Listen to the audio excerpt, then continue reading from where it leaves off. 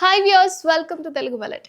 తెలంగాణ పూల జాతరకైతే వేలైపోయింది. మరి తెలంగాణ ఆడబిడ్డలు ఎంతో సంబరంగా జరుపుకునే పండుగ బతుకమ్మ ఈ ఏడు వచ్చేసింది. అయితే ప్రతి ఏటా భాద్రపద అమావాస్య మొదలు అశ్వయుజ శుక్ల అష్టమి వరకు 9 రోజుల వరకు బతుకమ్మ పండుగ అయితే జరుపుకుంటాం కదా.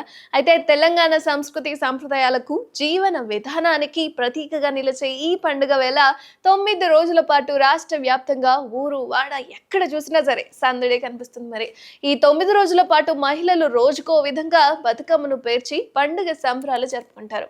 ఆట పాటలతో చిన్న పెద్ద వేడుకలో పాల్గొంటారు కూడా. ముచ్చటగా ముస్తాబై బతుకమ్మలు తయారు చేసి అంతా కలిసి ఆడి పడతారు.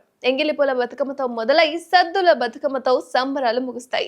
అలిగిన బతుకమ్మ ఒక్కో రోజు మినహా మిగతా 8 రోజులు వైవిధ్యమైన నైవేద్యాలు అమ్మవారికి సమర్పిస్తుంటారు కూడా. ఇది స్పెషల్ గా చెప్పాలా, అందరికీ తెలిసింది కూడా.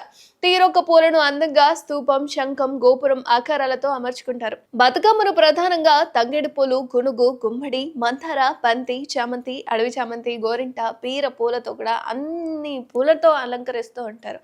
అయితే ఈ ఏడాది బతుకమ్మ అక్టోబర్ 2 నుంచి 10వ తేదీ వరకు జరుపుకుంటున్నారు కాబట్టి ఈ ఏడు విస్తారంగా కురిసిన వర్షాలతో ఎటు చూసిన అడవి పూలు అందంగా విరబూసి పలకరిస్తున్నాయి కూడా. భక్తితో బతుకమ్మను పూజేందుకు అందరూ కూడా సిద్ధంగా ఉన్నారు కూడా. అండ్ పూలు కూడా సిద్ధంగా ఉన్నట్లు తెలుస్తుంది.